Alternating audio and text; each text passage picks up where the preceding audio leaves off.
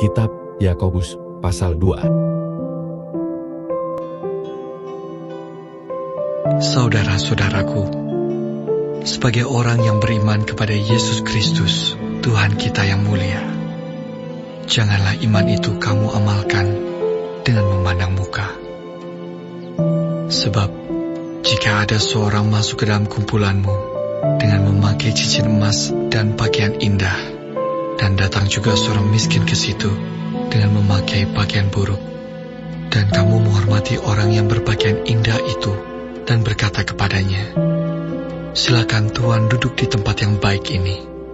Sedang kepada orang yang miskin itu kamu berkata, "Berdirilah di sana," atau "Duduklah di lantai ini dekat tumpuan kakiku." Bukankah kamu telah membuat pembedaan di dalam hatimu dan bertindak sebagai hakim dengan pikiran yang jahat?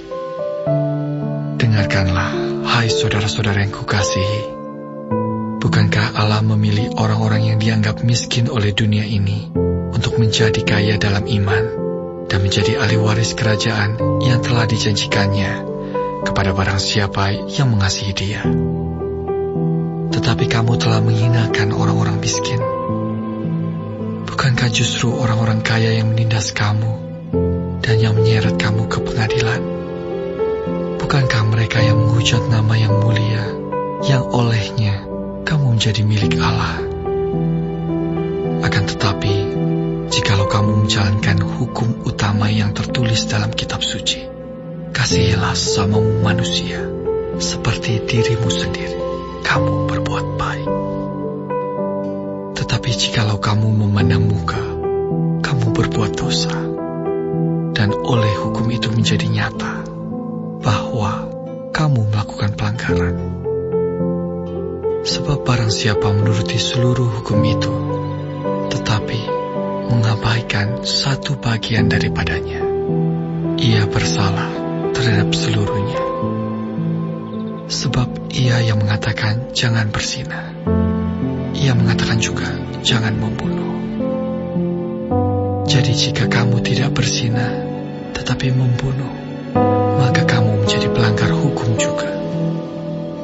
Berkatalah dan berlakulah seperti orang-orang yang akan dihakimi oleh hukum yang memerdekakan orang. Sebab penghakiman yang tak berbelas kasihan akan berlaku atas orang yang tidak berbelas kasihan, tetapi belas kasihan akan menang atas penghakiman. Apakah gunanya, saudara-saudaraku, jika seorang mengatakan bahwa ia mempunyai iman, padahal ia tidak mempunyai perbuatan? Dapatkah iman itu menyelamatkan dia? Jika seorang saudara atau saudari tidak mempunyai pakaian dan kekurangan makanan sehari-hari, dan seorang dari antara kamu berkata, "Selamat jalan, kenakanlah kain panas dan makanlah sampai kenyang," tetapi ia tidak memberikan kepadanya apa yang perlu bagi tubuhnya, apakah gunanya itu? Demikian juga halnya dengan iman.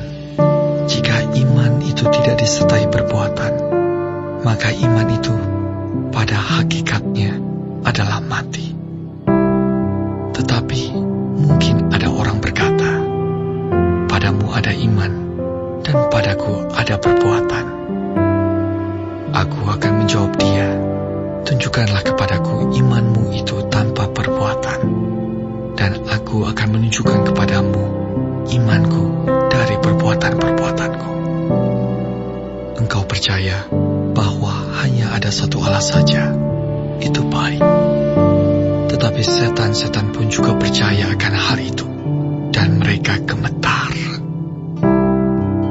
Hai manusia yang bebal, maukah engkau mengakui sekarang bahwa iman tanpa perbuatan adalah iman yang kosong?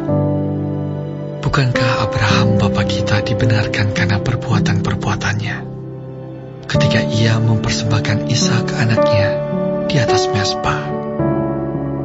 Kamu lihat bahwa iman bekerja sama dengan perbuatan-perbuatan, dan oleh perbuatan-perbuatan itu iman menjadi sempurna. dengan jalan demikian, genaplah nas ia mengatakan, lalu percayalah Abraham kepada Allah. Maka Allah memperhitungkan hal itu kepadanya sebagai kebenaran. Karena itu, Abraham disebut sahabat Allah. Jadi kamu lihat bahwa manusia dibenarkan karena perbuatan-perbuatannya, dan bukan hanya karena iman. Dan bukankah demikian juga Rahab, pelacur itu, dibenarkan karena perbuatan-perbuatannya ketika ia menyembunyikan orang-orang yang disuruh itu di dalam rumahnya, lalu menolong mereka lolos melalui jalan yang lain. Sebab seperti tubuh tanpa roh adalah mati, demikian jugalah iman tanpa perbuatan-perbuatan adalah mati.